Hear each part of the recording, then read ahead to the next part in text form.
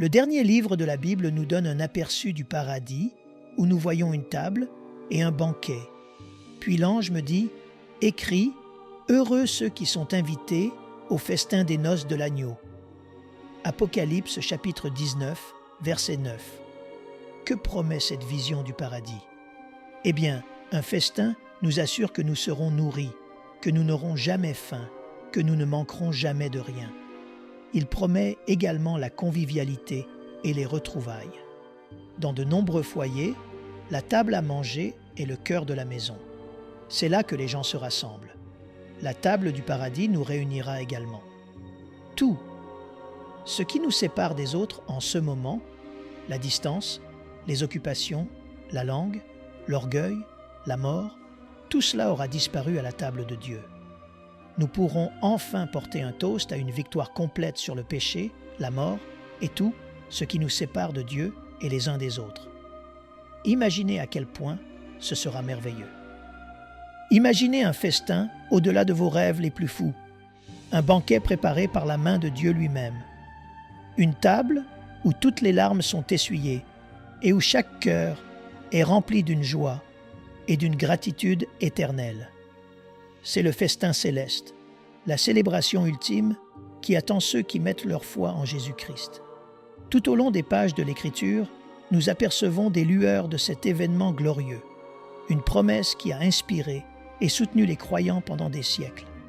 Des prophéties d'Ésaïe aux paraboles de Jésus et enfin aux révélations données à Jean, le festin céleste se dresse comme un puissant symbole de l'amour de Dieu, de sa grâce et de la vie éternelle qu'il offre à tous ceux qui croient.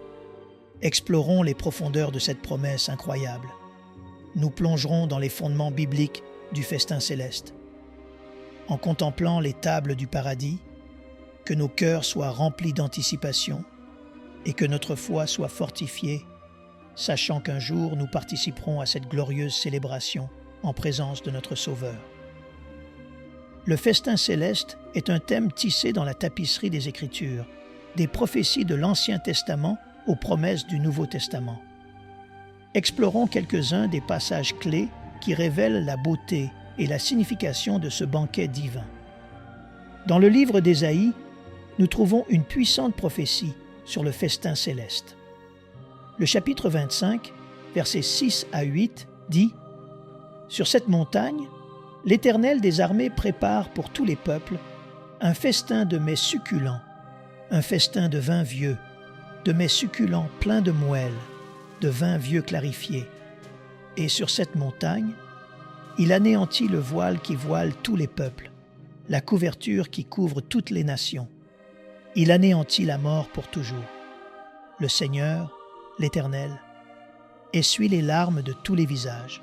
Il fait disparaître de toute la terre l'opprobre de son peuple. » Dans le Nouveau Testament, Jésus lui-même parle du festin céleste. Dans Matthieu chapitre 8, verset 11, il déclare « Or, je vous dis que plusieurs viendront de l'Orient et de l'Occident, et seront à table avec Abraham, Isaac et Jacob dans le royaume des cieux. » Ce passage nous rappelle que le festin céleste n'est pas seulement un événement futur, mais une promesse de communion éternelle avec les saints d'autrefois et le Sauveur lui-même. La description la plus saisissante du festin céleste se trouve peut-être dans le livre de l'Apocalypse. Le chapitre 19, versets 6 à 9, proclame « Et j'entendis comme une voix d'une foule nombreuse, comme un bruit de grosses eaux, et comme un bruit de fort tonnerre, disant « Alléluia, car le Seigneur notre Dieu Tout-Puissant est entré dans son règne. Réjouissons-nous et soyons dans l'allégresse, et donnons-lui gloire, car les noces de l'agneau sont venues, et son épouse s'est préparée, et il lui a été donné de se revêtir d'un fin lin, éclatant, pur. Car le fin lin, ce sont les œuvres justes des saints.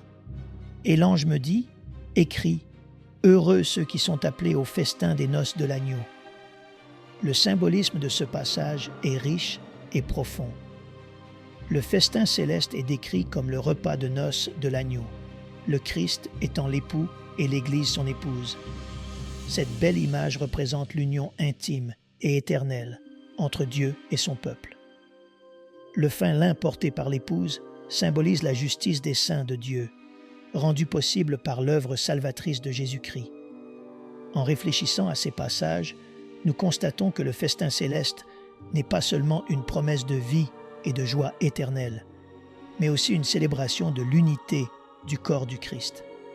Lors de ce banquet divin, les croyants de toutes tribus, langues et nations se rassembleront pour adorer l'agneau et jouir à jamais des fruits de son amour rédempteur. Que ces vérités bibliques allument en nos cœurs un désir plus profond du jour où nous prendrons place à la table du Seigneur, expérimentant la plénitude de sa présence et la joie infinie de son royaume éternel. Le festin céleste est un puissant symbole de l'accomplissement ultime du plan de salut de Dieu. Il représente l'aboutissement de l'œuvre rédemptrice du Christ sur la croix et le rétablissement d'une communion parfaite entre Dieu et son peuple.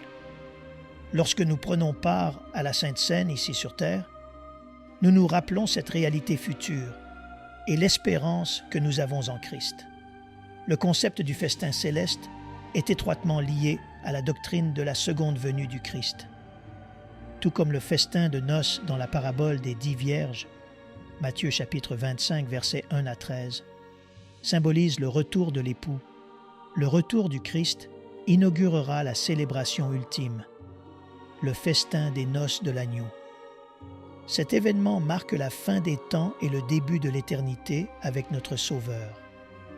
Dans notre vie quotidienne, la promesse du festin céleste apporte espoir et encouragement au milieu des épreuves et des difficultés. Lorsque nous fixons nos regards sur la joie éternelle qui nous attend, nous trouvons la force de persévérer à travers les défis de ce monde. Le festin céleste nous rappelle que nos souffrances présentes sont temporaires et qu'un jour viendra où tout sera rétabli. Le festin céleste parle également de l'amour et de la grâce profonde de Dieu. C'est une célébration du fait que, par le Christ, nous avons été invités à dîner à la table du roi. Cette invitation n'est pas basée sur nos propres mérites ou œuvres, mais uniquement sur l'œuvre accomplie par Jésus sur la croix. Le festin céleste est un témoignage des efforts incroyables que Dieu a déployés pour nous réconcilier avec lui. En fin de compte, le festin céleste nous montre la joie et la satisfaction éternelle qui ne peuvent être trouvées qu'en la présence de Dieu. Il nous rappelle que ce monde, avec tous ses plaisirs et ses souffrances, n'est pas notre demeure définitive. Comme l'a écrit un jour C.S. Lewis, « Si je trouve en moi des désirs que rien dans ce monde ne peut satisfaire, la seule explication logique est que j'ai été fait pour un autre monde. » Le festin céleste est un aperçu de cet autre monde. Un monde où nous trouverons un accomplissement ultime en présence de notre Créateur. Que nos cœurs soient remplis de gratitude pour la promesse incroyable du festin céleste. Puissions-nous trouver réconfort, espoir et force dans la certitude que, par le Christ, nous avons une place à la table du roi et qu'un jour nous expérimenterons la plénitude de sa présence et la joie éternelle de son royaume. Alors que nous anticipons la célébration ultime du festin céleste, nous avons le privilège de vivre un avant-goût de ce banquet divin à travers la Sainte Seine ou l'Eucharistie. Lorsque nous nous rassemblons en tant que famille de l'Église pour prendre part à ce repas sacré, nous nous rappelons le sacrifice du Christ, notre unité en lui et l'espérance éternelle que nous partageons. Lorsque nous nous approchons de la table du Seigneur, nous ne nous contentons pas d'observer un rituel, mais nous participons activement à une célébration de l'amour et de la grâce de Dieu. En rompant le pain et en buvant la coupe, nous annonçons la mort du Seigneur jusqu'à ce qu'il revienne. 1 Corinthiens chapitre 11, verset 26. Par cet acte, nous sommes unis aux croyants de toute l'histoire et du monde entier, affirmant notre foi commune et le lien qui nous unit en Christ. La célébration de la Sainte Seine est un moment de profonde gratitude et de réflexion. Nous rendons grâce pour l'incroyable sacrifice de Jésus-Christ, dont le corps a été brisé et le sang versé pour notre salut. Nous exprimons également notre gratitude pour la communion dont nous jouissons en tant que membres de son corps, l'Église. En nous rassemblant dans l'unité et l'amour, nous entrevoyons la communion parfaite que nous vivrons lors du festin céleste. Lorsque nous célébrons la Sainte Seine dans nos rassemblements terrestres, rappelons-nous l'importance de participer activement à nos communautés ecclésiales. C'est à travers ces communautés que nous pouvons nous encourager mutuellement, porter les fardeaux les uns des autres et nous stimuler à l'amour et aux bonnes œuvres. Hébreux chapitre 10, versets 24 à 25. Soyons également encouragés à inviter d'autres personnes à se joindre à ces célébrations, en partageant avec elles la bonne nouvelle de l'amour et de la grâce de Dieu, ainsi que l'espérance éternelle que nous avons en Christ. Que nos célébrations terrestres de la Sainte Seine soient un rappel constant du festin éternel qui nous attend. En rompant le pain et en buvant la coupe, que nos cœurs soient remplis de gratitude, que notre foi soit fortifiée et que notre espérance soit renouvelée. Et continuons à lancer l'invitation à d'autres, afin qu'eux aussi puissent goûter et voir la bonté du Seigneur. Psaume 34, verset 8, et se joindre à nous lors de la célébration ultime, le festin céleste en présence de notre Sauveur. Au cours de notre exploration du festin céleste, nous avons découvert l'incroyable profondeur et la richesse de cette promesse biblique.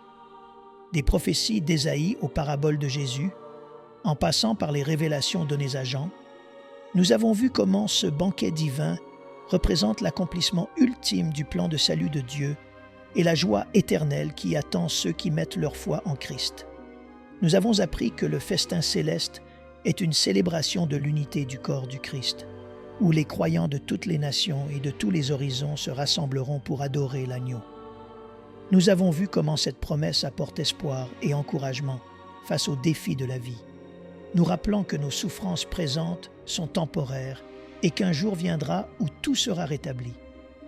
Si vous n'avez pas encore accepté l'invitation au festin céleste, je vous encourage à le faire dès aujourd'hui.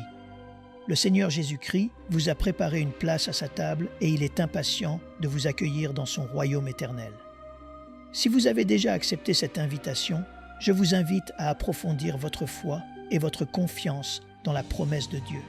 Accrochez-vous à l'espérance du festin céleste et qu'elle soit une ancre pour votre âme au milieu des tempêtes de la vie. En conclusion, rappelons-nous que le festin céleste n'est pas seulement une espérance lointaine, mais une réalité qui peut façonner notre manière de vivre ici et maintenant. Puissions-nous vivre chaque jour dans l'attente de cette célébration ultime au paradis, en permettant à la promesse du festin céleste d'imprégner nos pensées, nos actions et nos relations de joie, de sens et d'amour. Retenons fermement la profession de notre espérance, car celui qui a fait la promesse est fidèle. Hébreux chapitre 10, verset 23. Tenons fermement à cette espérance, sachant que celui qui a promis est fidèle. Et invitons d'autres à se joindre à nous dans ce voyage, afin qu'eux aussi puissent faire l'expérience de l'amour et de la grâce de Dieu, ainsi que de la joie éternelle du festin céleste.